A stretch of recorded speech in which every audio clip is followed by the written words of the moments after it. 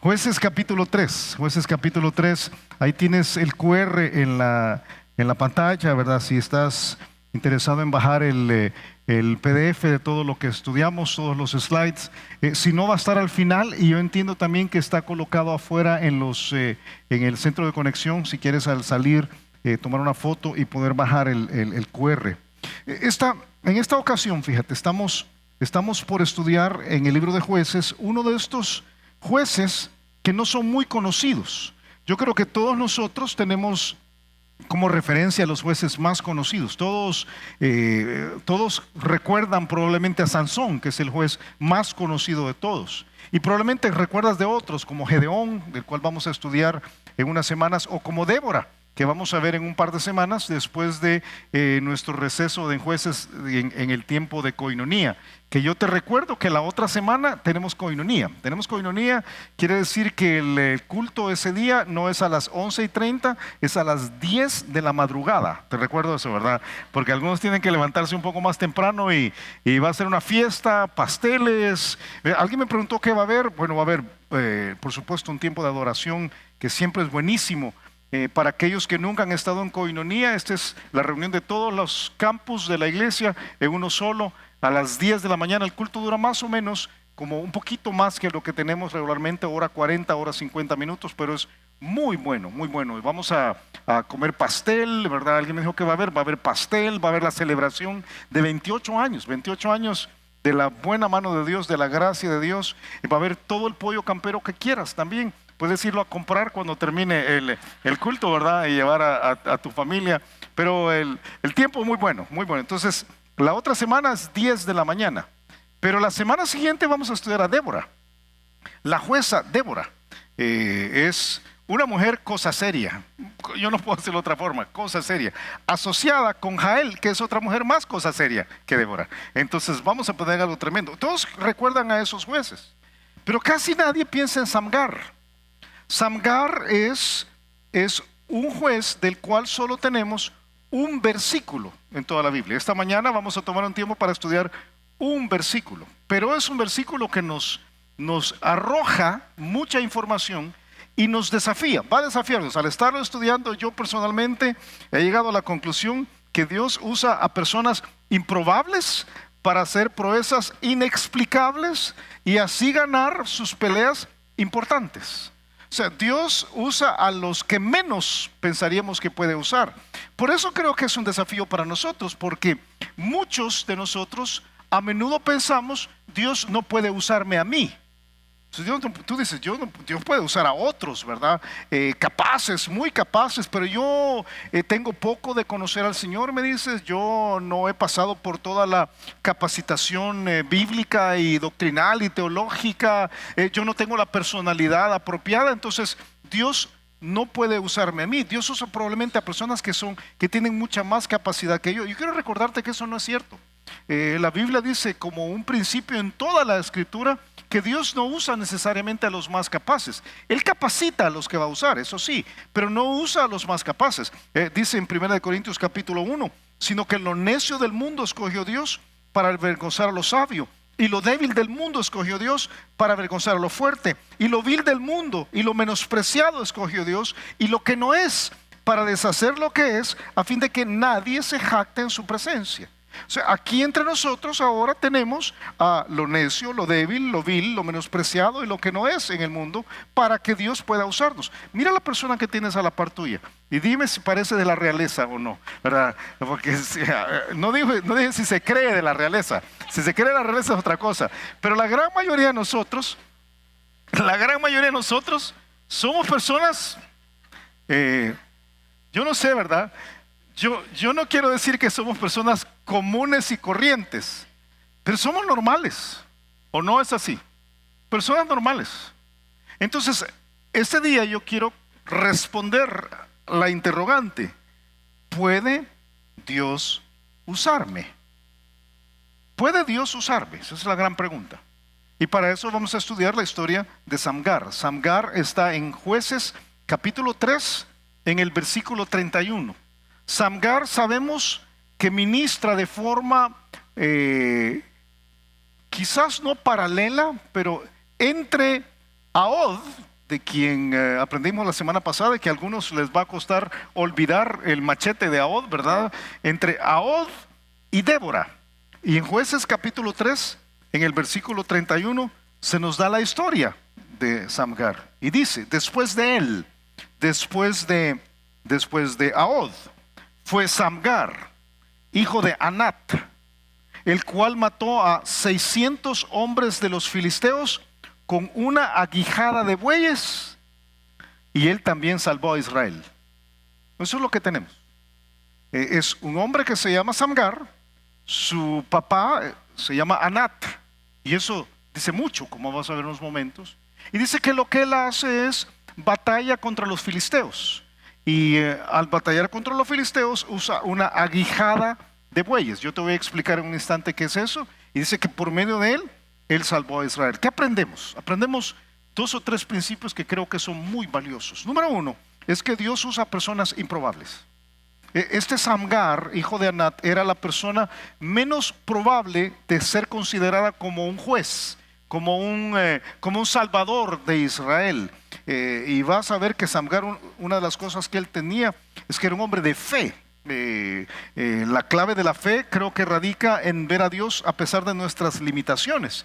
Y en el pasado de Samgar, en la procedencia de Samgar, hay algunas limitaciones que deben ser consideradas. Creo que eso nos pasa a muchos de nosotros. Vemos nuestras limitaciones y pensamos, no, Dios no puede usarme. No importa la edad que tengas, por ejemplo, Dios puede usarte. No importa la edad. En la Biblia está Jeremías. Y Jeremías, Dios le dice, yo te voy a usar. Si tú recuerdas, Jeremías le dice, no, yo estoy demasiado niño. Yo no puedo ser usado. Y entonces Dios le dice, Dios corrige a Jeremías y le dice, me dijo Jehová, no digas soy un niño, porque a todo lo que te envíe irás tú y dirás todo lo que te mande. Entonces tu edad no te limita. Aquí hay algunos que tienen 12, 14 años, 16 años y piensas, no, Dios no puede usarme. Dios puede usarte a pesar de tu edad. Y si estás en el otro extremo de la curva de campana, ¿verdad? Y no tienes 12 o 17 años, sino que tienes 30 años, ¿verdad? Dios puede usarte. Yo tengo que contar algo que me sucedió el día de ayer. Yo estoy metido en un proceso de estudios académicos, y entonces el día de ayer, bueno, en una de las materias que estoy llevando, tengo que presentarme, ¿verdad? Porque es algo en línea y son gente que están por todos lados del mundo estudiando. Entonces yo tenía que poner mi nombre y el que hago, etcétera, etcétera. Entonces yo puse, tengo 57 años, soy pastor de una iglesia en El Salvador, etcétera, etcétera. Entonces ya recibo un correo de un compañero mío de estudios, a quien no conozco, es alguien en línea. Y me dice, se llama Bob, se llama el Roberto, ¿verdad? Y me dice, qué bueno que pusiste tu edad, yo quiero animarte porque nosotros estamos en este mismo barco juntos, ¿verdad? Y me dice, yo tengo 75 años. Wow. Wow. Y entonces al rato, estaba ahí con mis hijos y con Patty contando esto, al rato recibo otro correo de otro compañero que dice, qué bueno que te escribió Bob, yo tengo 72 años. Entonces yo pienso, hey, si tienes 15 años o tienes 75, 80, 85, Dios puede usarte. Es un asunto de actitud. Samgar nos enseña que no es el problema. Las circunstancias y la procedencia de él no es un problema. Y Dios corrige a Jeremías en cuanto a la edad. Dios le dice a Moisés, ¿tú te acuerdas? Moisés tiene otro tipo de limitación. Moisés, muchos creen que él era tartamudo, aunque no hay un pasaje que lo diga así explícitamente. Pero él tenía un problema de cómo él hablaba. Y entonces Dios le dice, te voy a mandar a Egipto. Y él le dice, no, no, ¿verdad? Yo no puedo. Y entonces Dios le dice, no, si es que el asunto no eres tú, si tú te necesitas ser complementado, yo te voy a complementar. Y le dice en Éxodo capítulo 7, tú dirás todas las cosas que yo te mande y Aarón tu hermano hablará a Faraón. O sea, tenemos una forma de arreglar que yo te use. Si tú tienes una limitación, yo puedo proveerlo, puedo proveer el complemento para ser usado. Y quizás una de las cosas que tenemos que entender es que cuando nuestra barrera mental es tan grande que decimos a Dios, no, Señor, tú a mí no puedes usarme en estas circunstancias, Dios se molesta. Sucede cuando los espías están viendo la tierra de Canaán. ¿Tú recuerdas? Ellos entran, ven lo fabuloso que es esta tierra, increíble, pero también ven el tamaño de los gigantes. Y entonces dicen, hey, es imposible. O sea, a nosotros que somos como langostas, dice, somos pequeñitos delante de ellos. No, con nosotros Dios no va a poder. Y tú te acuerdas lo que Dios les dice. Dios le dice a los 10 espías y a la nación que les creyó a ellos, les dice, en este desierto caerán vuestros cuerpos. Eso es Números capítulo 14. Todo el número de los que fueron contados de entre vosotros, de 20 años arriba, los cuales han murmurado contra mí. Cuando uno de nosotros dice, no, Señor, tú no puedes usarme, estás cuestionando el poder de Dios. Entonces dice, ustedes han murmurado contra mí, y toma la decisión de castigarlos. Vosotros a la verdad no entraréis en la tierra por la cual alcé mi mano y juré que os haría habitar en ella, exceptuando a Caleb, hijo de Jefone, y a Josué, hijo de Nun, que dijeron, ¿cómo no? Sí podemos, sí podemos. Entonces uno tiene que entrar a la perspectiva de entender que Dios puede usar al que sea. Podía usar a Samgar. ¿Quién era Samgar? El nombre Samgar es peculiar en sí. Es el mismo juego de vocablos en hebreo de Gersón. Y Gersón es, si tú te llamas Gerson, ¿verdad? Gersón es el hijo de Moisés con una cusita, si tú te acuerdas. Y entonces Gersón era conocido por ser un extranjero. Samgar quiere decir eso. Samgar quiere decir llamado extranjero o conocido como extranjero. Probablemente es el único juez en todo el libro de Jueces que no es israelita. Él no es israelita.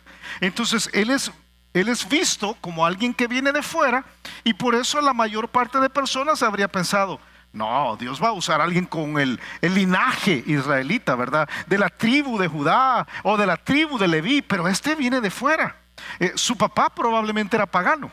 El nombre Anat es el nombre de una diosa cananea, de las cosas más vergonzosas de los dioses entre los cananeos. Dicen los estudiosos de esto que era una diosa que era la diosa del amor, el sexo, la fertilidad y la batalla. Es una diosa que es una colección de paradojas, porque gobierna sobre los polos opuestos. Por ejemplo, está asociada con la maternidad, pero también con la castidad, con el amor y con la guerra, con la vida y la destrucción. Era una diosa sangrienta. Cuando uno ve los jeroglíficos que hay y toda la parte de documentación histórica de este tipo, ¿verdad? En jeroglíficos, uno ve que a veces tenía las cabezas de las personas que ella mataba, pero al mismo tiempo protegía a las personas buenas. Entonces uno dice, qué diosa más rara.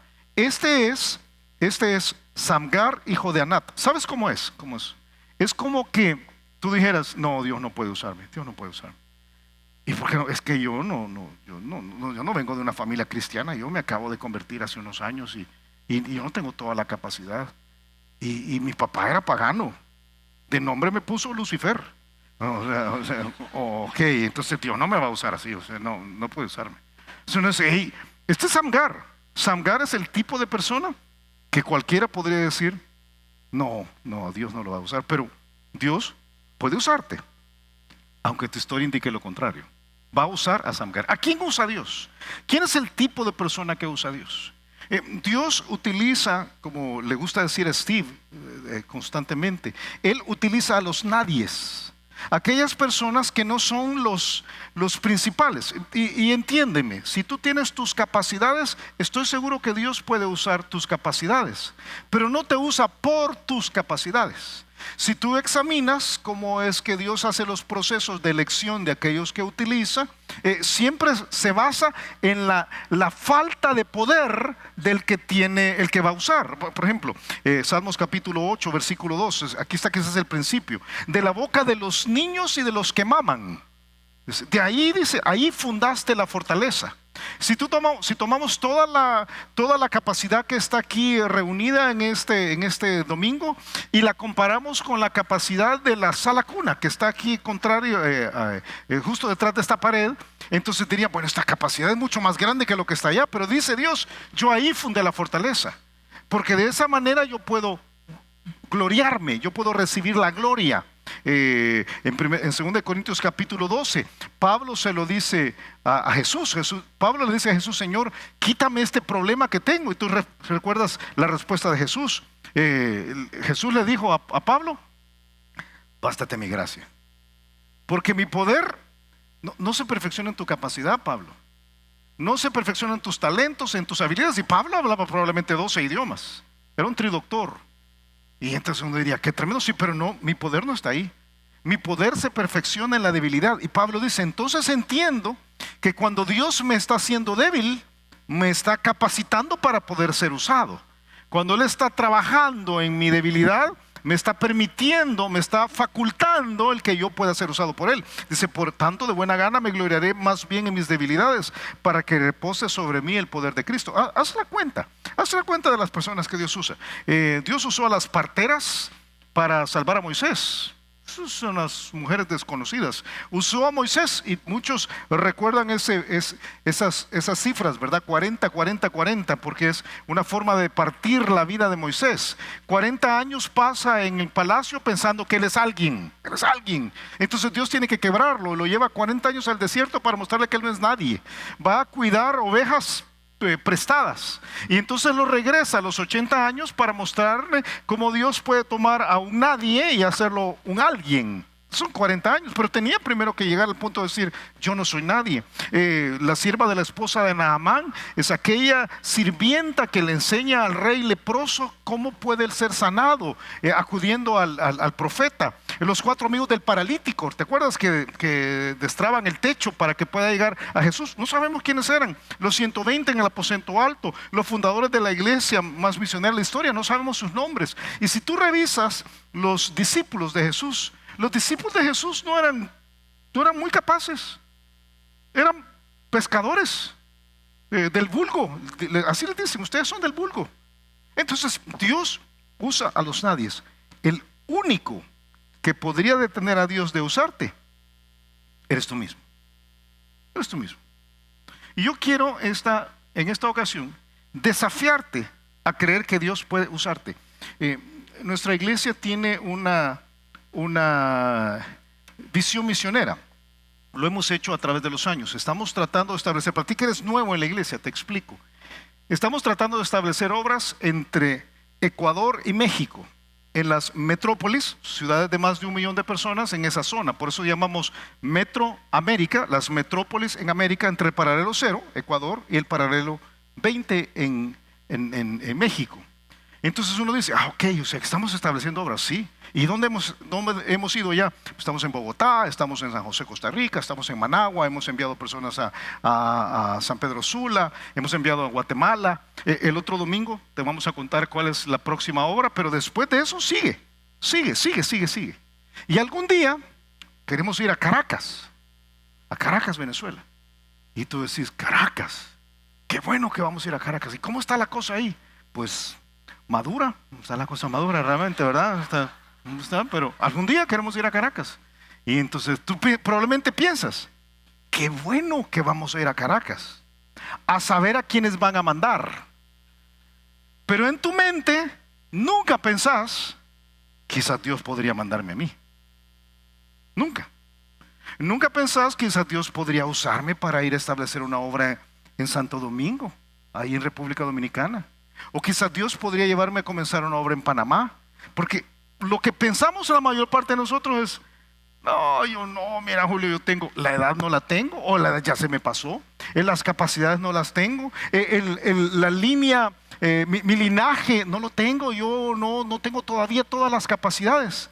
Y nos divorciamos de la posibilidad de ser usados por Dios porque decimos: no puedo.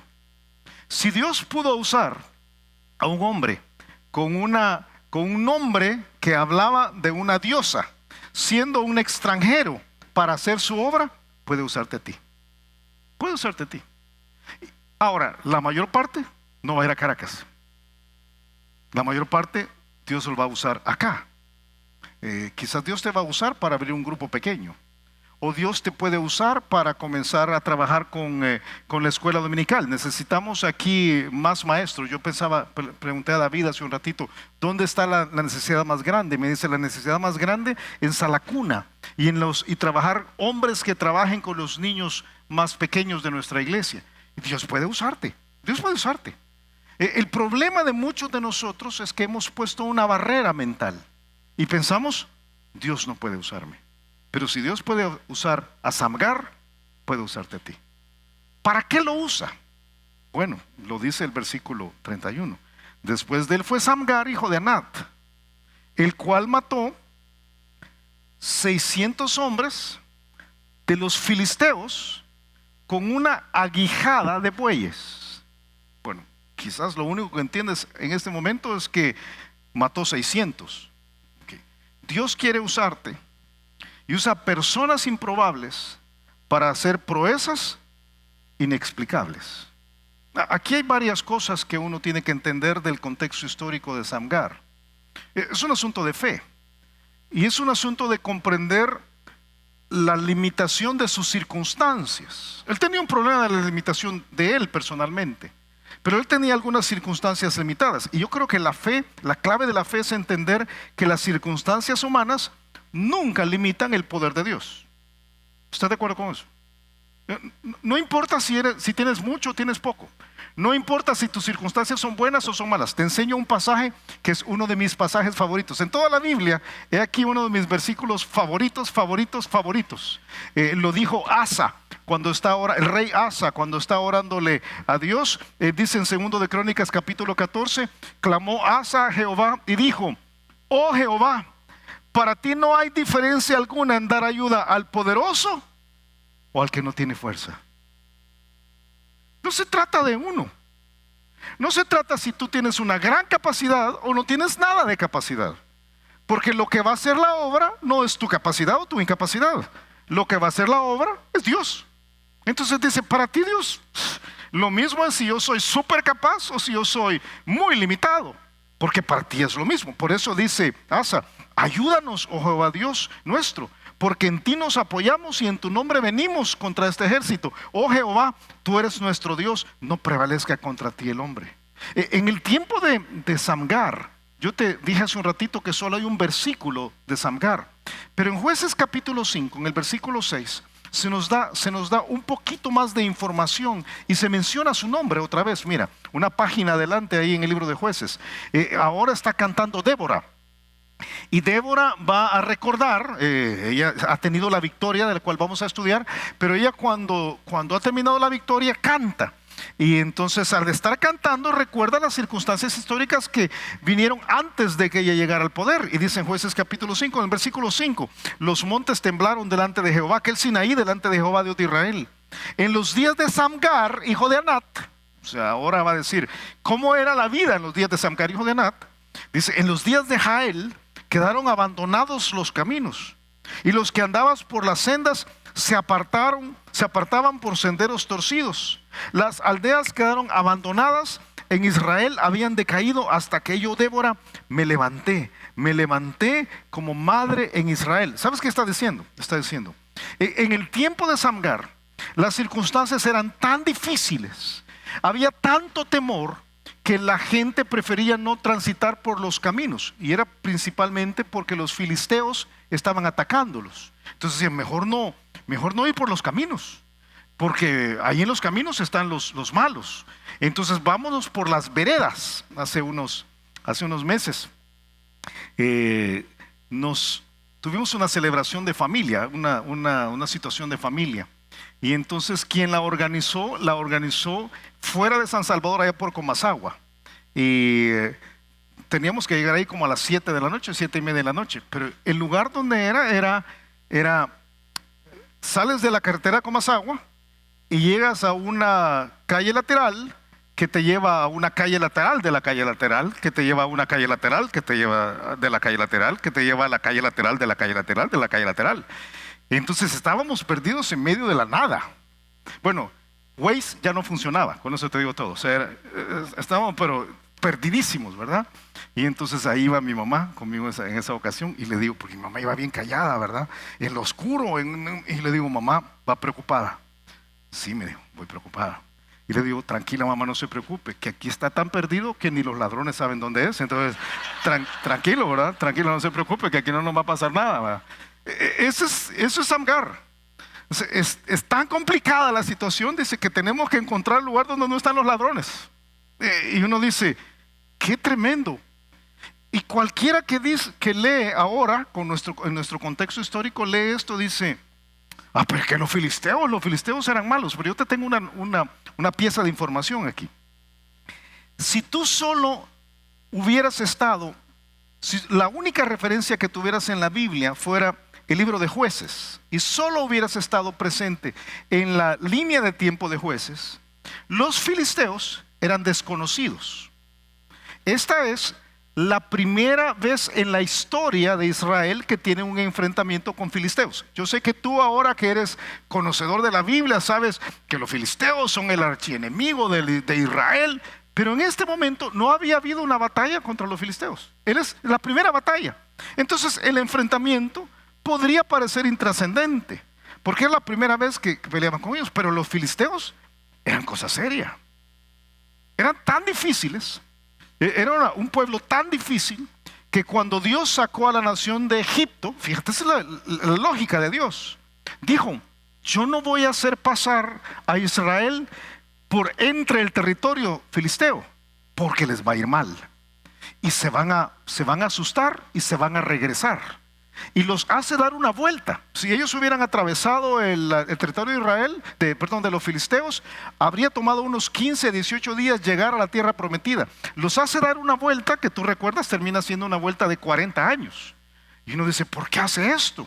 Es por los filisteos. ¿Y dónde está esto? Está en Éxodo capítulo 13. Luego que Faraón dejó ir al pueblo, Dios no los llevó por el camino de la tierra de los filisteos, que estaba cerca. Porque dijo Dios, para que no se arrepiente el pueblo cuando vea la guerra y se vuelvan a Egipto. Los filisteos eran cosa seria. Y este hombre va a matar 600 filisteos. 600 filisteos. Ahora, si te gusta la parte más profunda de la escritura, los filisteos tienen un cuadro que pintar. Es nuestra carne, es nuestra soberbia en particular. Y es uno de los enemigos más difíciles de vencer. Dice en Zacarías capítulo 9, habitará en Asdod un extranjero y pondré fin a la soberbia de los filisteos. Te podría llevar a otros pasajes que nos recuerdan que los filisteos, bueno, tú te acuerdas, el filisteo principal más conocido es Goliat. Y tú te acuerdas de Goliat. Goliat se aparecía todos los días y decía, mándeme uno pues, mándeme uno y yo lo mato. Eso es una soberbia tremenda. Y es David el que tiene que decir, ¿quién es este filisteo incircunciso comparado con el Dios de los escuadrones de Israel? O sea, ¿qué le pasa a este? Pero los filisteos eran así, eran difíciles. Entonces Samgar se enfrenta con los filisteos y la elección del arma que él hace parece ilógica. Él usa una aguijada de bueyes. Fíjate, no es una quijada de bueyes. No es una quijada de bueyes. Más adelante vamos a ver cómo Sansón utiliza una quijada de asno para matar a 1000. Pero en este caso usa una aguijada de bueyes. ¿Qué es una aguijada de bueyes? Bueno, una aguijada, piensa en la palabra aguja, ¿verdad? Y es un palo fuerte de aproximadamente 2 metros de largo, que en un extremo tiene una punta de metal afilada. Para que hablemos en salvadoreño, una aguijada de bueyes es una puya. Es una puya de bueyes. Tengo aquí una foto pensando en los que no son muy, no pasan mucho tiempo en el campo, ¿verdad? Jóvenes aquí de aire acondicionado, internet, ¿verdad? Entonces quiero decirte, fíjate, en esta foto, esos son unos bueyes. Son unos bueyes, ¿verdad? O sea, por si no sabes, ¿verdad? Cómo funciona. Esos son unos bueyes. Este es un boyero, así llamaríamos, un boyero, ¿verdad? Es el que cuida los bueyes. Y el palo que tú ves que tiene el boyero, eso es una puya, diríamos nosotros, pero es una aguijada. Entonces lo que nos dice este pasaje es que Samgar, muy improbable, agarra un arma que no es un arma, es una puya, y dice que mata 600 hombres. Ahora, ¿qué no dice? No dice si los mata de un solo, no sabemos. No sé si fue uno por uno o de 10 en 10 o los 600, no sabemos. Solo sabemos que usó una aguijada. No sabemos si él era boyero, porque algunos me dicen, me han preguntado, o sea que él era, a eso se dedicaba. No sabemos. Yo no sé si él era de las fuerzas especiales de Israel, ¿verdad? Y entonces se encontró ahí la puya y con eso los mató. No sabemos. No sabemos en cuántas, cuál fue la oposición que tuvo. No sabemos. No sabemos las circunstancias. Pero realmente las circunstancias son irrelevantes.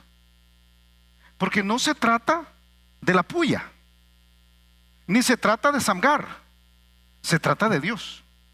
A mí uno de los pasajes que me encanta, y algunos aquí que crecieron en la iglesia cristiana se van a acordar el corito que cantaban de pequeños con este pasaje. Entonces respondió y me habló diciendo, esta es palabra de Jehová a Zorobabel, que dice, no con ejército ni con fuerza, sino con mi espíritu. Algunos aquí crecieron cantando un corito que decía, no con espadas ni con ejércitos, mas con tu Santo Espíritu. Algunos ya están cantando, la verdad. Pero es eso, es la idea de Dios. No son los recursos.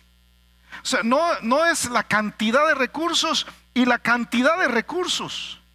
Es Dios. Yo no sé cuántas veces, aquí te digo algo, un testimonio personal. Yo no sé cuántas veces en nuestra iglesia nos hemos encontrado con que lo que Dios quiere que nosotros hagamos es más grande que nuestros recursos. No tenemos los recursos, nunca tenemos los recursos. Comenzamos esta iglesia hace 28 años sin recursos. Y hemos ido a través de los 28 años viendo que no hay recursos, pero tenemos a Dios. Y siempre ha funcionado. O sea, no es si tienes la mejor espada, en otras palabras. No es si tienes la espada último modelo, ¿verdad? Con acero italiano, no sé, y marca Apple, yo no sé, ¿verdad? O sea, no es eso. Es si tienes a Dios. Y si lo que tienes es a Dios y una puya, es suficiente. Eso es suficiente. ¿Es lógica la elección de una puya? No. Pero mucho de lo que Dios hace desafía nuestra lógica. Si te pones a pensar en la esencia del cristianismo, Jesús es Dios que se hizo hombre. Eso no es lógico. Pero decidió hacerse hombre en una virgen. Eso no es lógico. Y nació en un lugar pequeñito, Belén. No nació en Nueva York o en Washington, no nació en Belén, en una aldea, y además no nació en un hospital, nació en un establo de animales. Eso no es lógico. Y ponen a Dios en un pesebre donde los animales comen. Eso no es lógico. Pero además dice que ahora nosotros llevamos fue a la cruz, que no es lógico que pagara por nosotros. Eso no es lógico. Y ahora dice, para que tú puedas llevar este mensaje a Caracas, o a México, o a Panamá, o a tus amigos, lo que tienes que decirles es, tienes que predicar esto. Y si tú predicas esto, entonces la gente va a cambiar. Eso no es lógico. Es al punto que Pablo dice en 1 Corintios capítulo 1, él dice, porque la palabra de la cruz es locura. Es locura a los que se pierden, pero los que se salvan, esto es a nosotros, es poder de Dios. Porque la clave, fíjate, la clave no es la herramienta. La clave no es el que usa la herramienta. La clave es Dios. Dios, siempre Dios. Deja un dedito en 1 Samuel capítulo 13 y déjame en Jueces capítulo 3 y vamos a 1 Samuel capítulo 13. Porque déjame decirte algo que no está en la Biblia, pero más bien dicho, no está en el texto de Jueces, pero pudiera ser. No tenemos la información, no sabemos, como te digo, no sabemos si él era boyero, no sabemos mucho. Sabemos que usó una puya. Y pudiera ser, por este pasaje que te voy a enseñar en 1 Samuel capítulo 13, que fue porque los filisteos tenían una estrategia de que donde ellos llegaban a controlar, desarmaban al pueblo. Ellos desarmaban al pueblo. Quitaban las espadas, quitaban los escudos y atemorizaban a los que construían espadas y escudos para que no produjeran espadas y escudos. Esa era su estrategia. Una estrategia militar muy interesante. Dice 1 Samuel capítulo 13, en el versículo 19, dice que eso pasó en el tiempo de Saúl y de Jonatán. Dice, en toda la tierra de Israel no se hallaba herrero, porque los filisteos habían dicho, para que los hebreos no hagan espada o lanza. Es muy interesante que la expresión para no se hallaba no quiere decir que no habían. Es que sencillamente los herreros, los que construían las espadas y las lanzas, tenían miedo. Y no encontrabas un herrero. No hallabas a alguien que te hiciera una espada o una lanza. Entonces dice el versículo 20, por lo cual todos los de Israel tenían que descender a los filisteos para afilar cada uno la reja de su arado, su asadón, su hacha o su hoz. Y el precio era un pin por las rejas de arado y por los asadones, y la tercera parte de un ciclo por afilar las hachas y por componer las aguijadas. Quiere decir que los filisteos, como esta era una puya, se las dejaban, porque ¿qué iban a hacer con una puya? Con una puya no podían hacer mucho.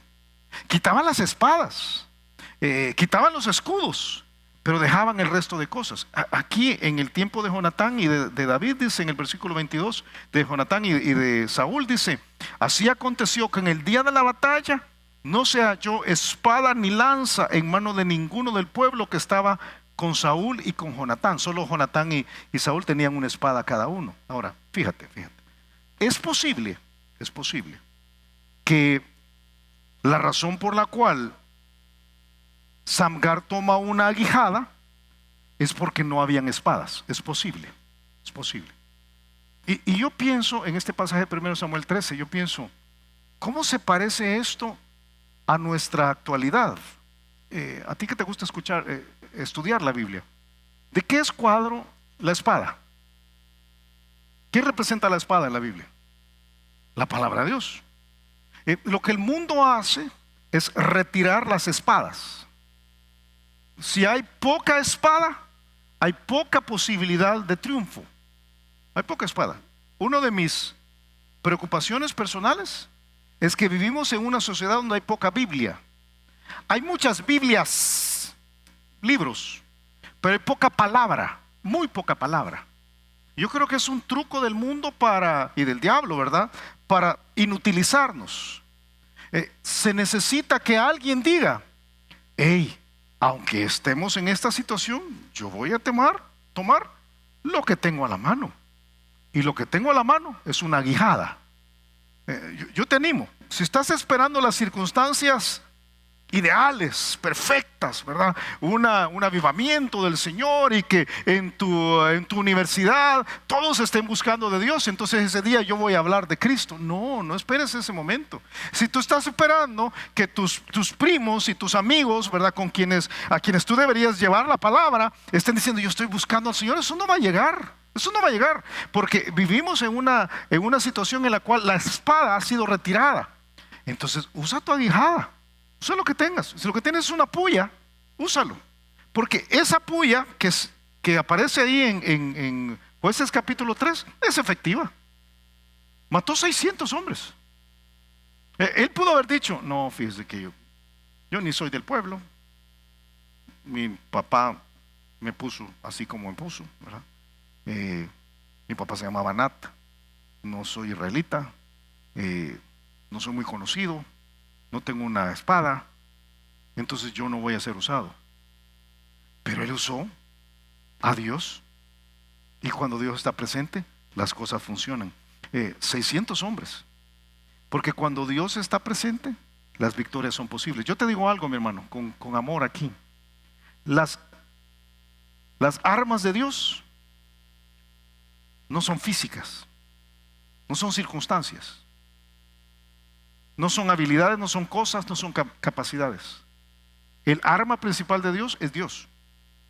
Es Dios. Por eso dice en 2 Corintios capítulo 10, pues aunque andamos en la carne, no militamos según la carne, porque las armas de nuestra milicia no son carnales, son poderosas. Yo creo que algunas veces no leemos lo que el texto dice.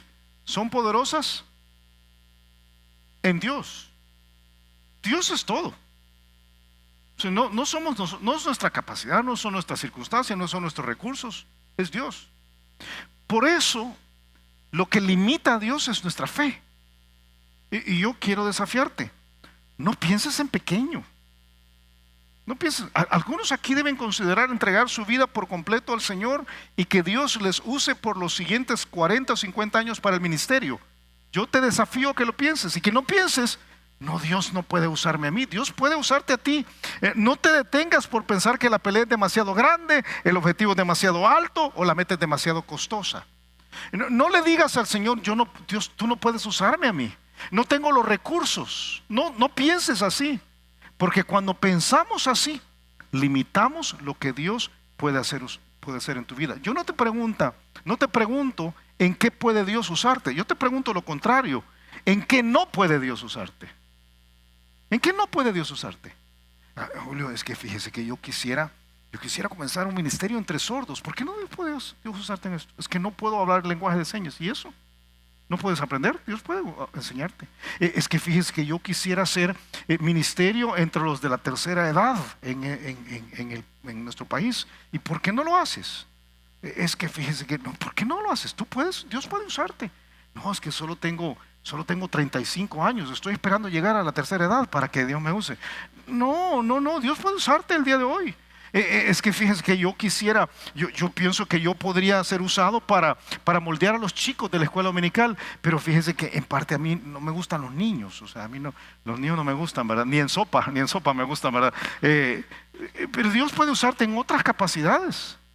O sea, Dios puede usarte. Él usa personas improbables para hacer proezas inexplicables. Dios puede usarte. Dios puede usarte. Ahora, ¿para qué usó a Samgar? Y dame tu corazón, porque lo que te voy a enseñar ahorita es contracultura evangélica. No contracultura, es contracultura evangélica.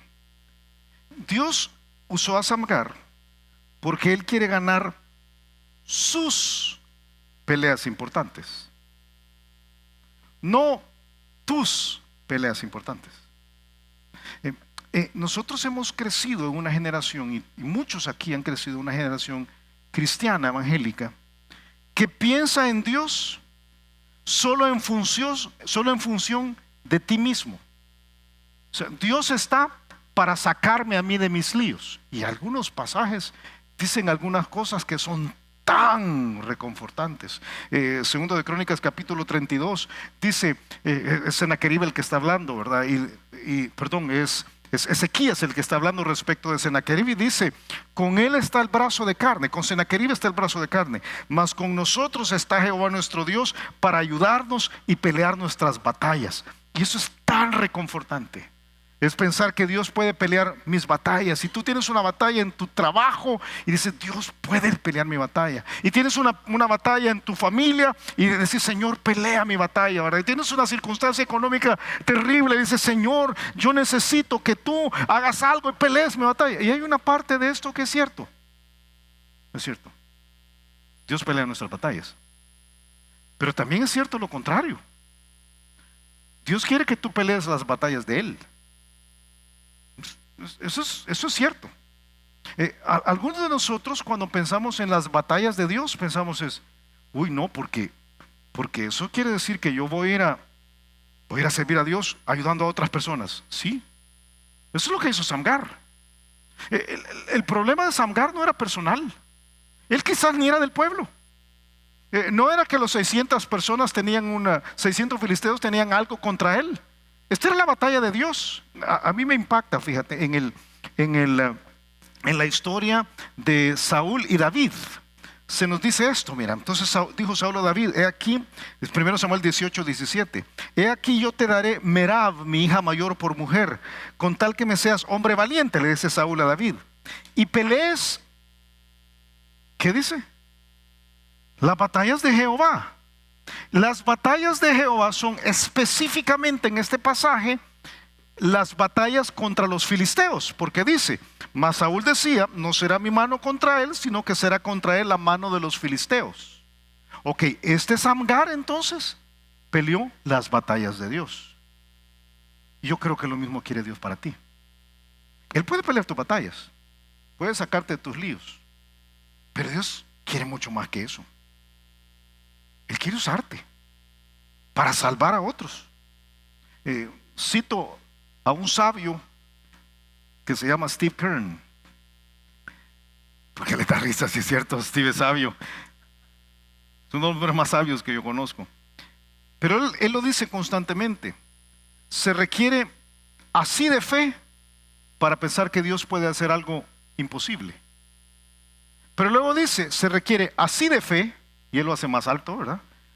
Se requiere así de fe para creer que Dios puede usarme a mí para hacer algo imposible. Eso es cierto. A veces creemos que Dios puede hacer algo, pero va a usar a alguien más. Y yo te digo, citando a este sabio, Steve Kern, requiere de fe creer que Dios quiere usarte para ganar sus victorias en las vidas de otros. Y quizás no es ir a Caracas, quizás no es ir a Quito, quizás no es ir a Guayaquil, o quizás no es ir a México, pero Dios quiere usarte. Dios quiere ponerte a ti como Samgar en la compañía de otros que Él usa. Si tú te pones a pensar, Él mata 600 hombres. Y 600 hombres comparados con los 10,000 de la semana pasada que mató a Og con todos ellos, o si los comparas con los 5,000 que mata Sansón más adelante, tú me dices que son 600 hombres comparados con el amor de una madre, me dices tú, ¿verdad? O sea, ¿qué es esto? Eso no es casi nada. Pero no importa, haz lo que te toca a ti. El principio en la vida espiritual no es la envergadura, el tamaño de lo que tú vas a lograr. El principio en la vida espiritual es tu fidelidad en lo que Dios te ha puesto a hacer a ti, específicamente. Por eso el principio es este. Está bien, buen siervo, por cuanto en lo poco has sido fiel. Y si lo que Dios te pide a ti es cuidar niños, y es enseñar jóvenes, o si lo que Dios te pide a ti es tratar de ganar a tu jefe, y tú dices, mi jefe, es imposible ganar a mi jefe. Si es todo lo que Dios te pide, si lo que Dios te pide es abrir un círculo de vida ahí en tu entorno, o un grupo cuidando de ti, las mujeres, si lo que Dios te pide es eso y no algo muy grande, sé fiel en eso poco. Créele a Dios que Él puede usarte y deja que Dios te use.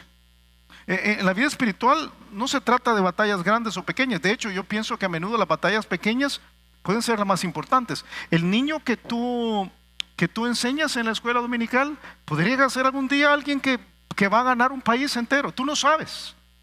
La clave es fidelidad. Y el compromiso de Samgar, fíjate, es salvar a otros. Es la justicia. Es traer la justicia, el cambio de vida. Dice que aquí Él salvó a Israel. Dice Jueces 3:31. Y yo creo que Dios quiere hacer lo mismo.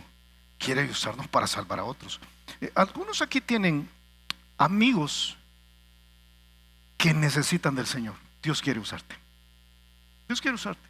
Y no te ha usado porque tú has pensado que Dios no puede usarte. Pues, Julio, y si me pregunta de repente algo que yo no sé, pues le dices que vas a ir a averiguar. Pues eso es todo. Mire, y si me habla de los ovnis, pues dile que vas a ir a averiguar, ¿verdad? Que vas a agarrar el primer cohete espacial, le vas a ir a averiguar. Dile, o sea, si me pregunta de un tema teológico, no te preocupes, Dios puede usarte. Usa tu aguijada, es todo lo que tienes, úsalo. Porque estas personas necesitan de que alguien las salve. Y tú me dices, no, Julio, quien las va a salvar es Jesús. Bueno, no sé, mira, Judas capítulo único, versículo 23, dice, a otros salvad, arrebatándolos del fuego. Aquí hay algunos que tienen amigos que huelen a azufre, o sea, literalmente, ¿verdad? Y tú dices, no, ¿cómo va a ser? La expresión es esta. Yo casi puedo imaginarme que estás sacando a tu primo, a tu jefe, a tu hermano, a tu buen amigo, ¿verdad? El pana, amigo del alma con el que sales, pero que tú sabes que no tiene Jesús y lo vas a sacar de ahí. Casi que cuando lo sacas hay que apagarle las llamas que vienen por todos lados, ¿verdad? Pero esa es tu tarea, es tu tarea. Pero no pasa si tú tienes el pensamiento, Dios está para pelear mis batallas. Y mientras yo esté bien, la vida cristiana es completa. Porque no funciona así. Una parte es pelear las batallas de otro. No tenemos el tiempo para buscarlo, pero Hechos capítulo 26 nos instruye que nosotros debemos sacar a la gente de debajo de la potestad del diablo y pasarla a la potestad de Dios. Ahora, una última cosa, por si nos visitas. Entonces, ok, Samgar nos enseña que Dios puede usarnos, sí. Pero hay una cosa más que nos enseña Samgar. Samgar nos recuerda del ministerio de Jesús. Él es un cuadro de Cristo.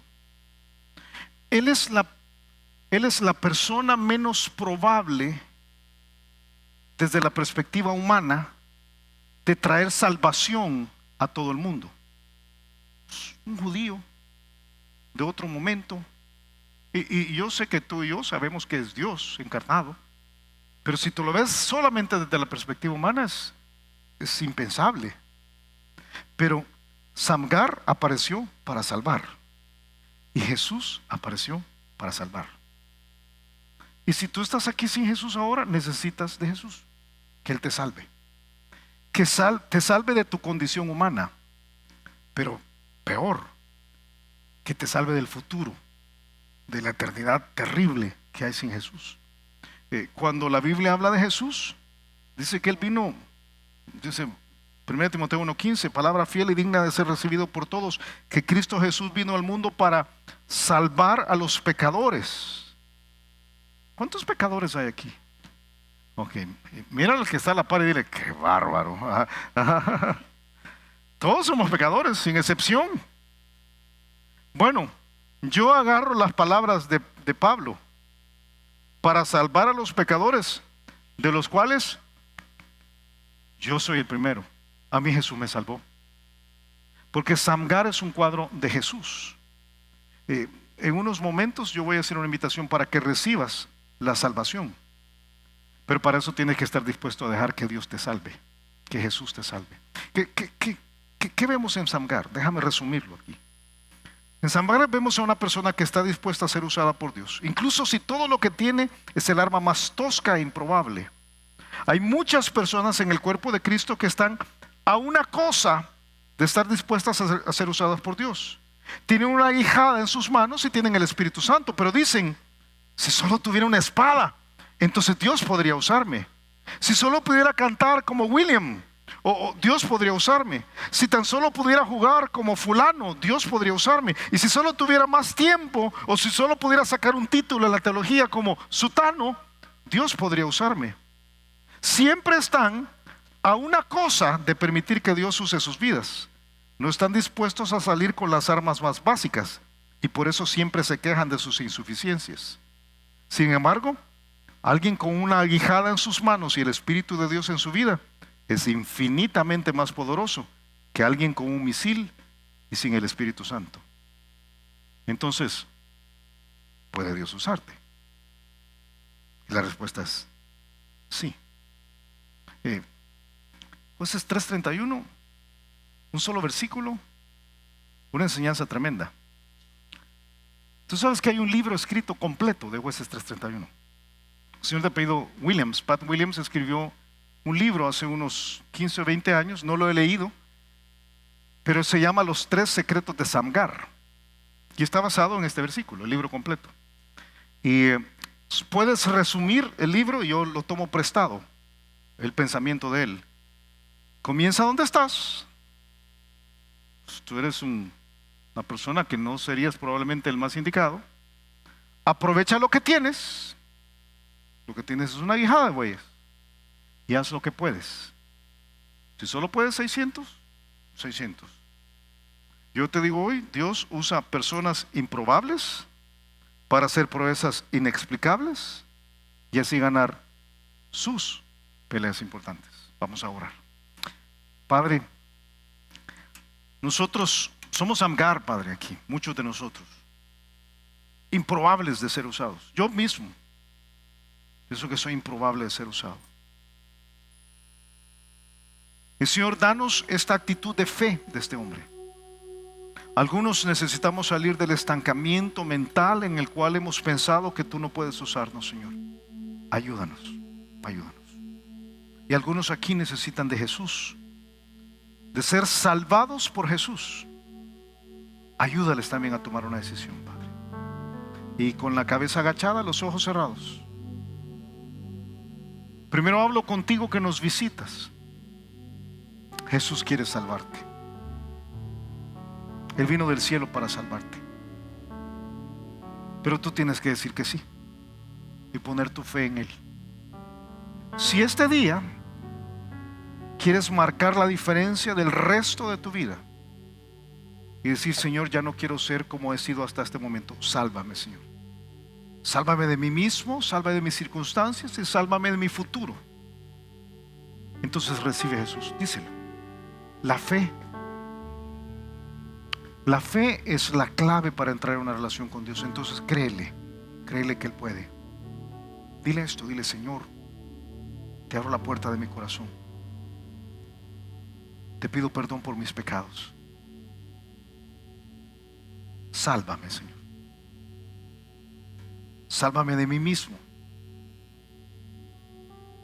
Sálvame del precio de mi pecado, Señor, del infierno. Yo me entrego a ti y cámbiame. Con la cabeza agachada, si acabas de orar esto y es el deseo de tu corazón, ahí donde estás, manifiéstalo levantando tu mano. Si acabas de orar conmigo, levanta tu mano y la bajas. No tienes que decir nada. Es una decisión muy tuya. Yo quiero que Dios me salve, Jesús me salve. Aquí hay una segunda invitación.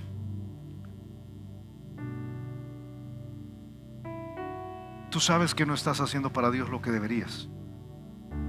Y ha habido una barrera mental. El día de hoy le dices: Señor, úsame. Yo te pongo lo que tengo en tus manos. Úsame. Y yo te animo a soñar con que eso puede ser pequeño, puede ser grande, pero que tú lo vas a hacer con fidelidad. Nosotros nos ponemos en tu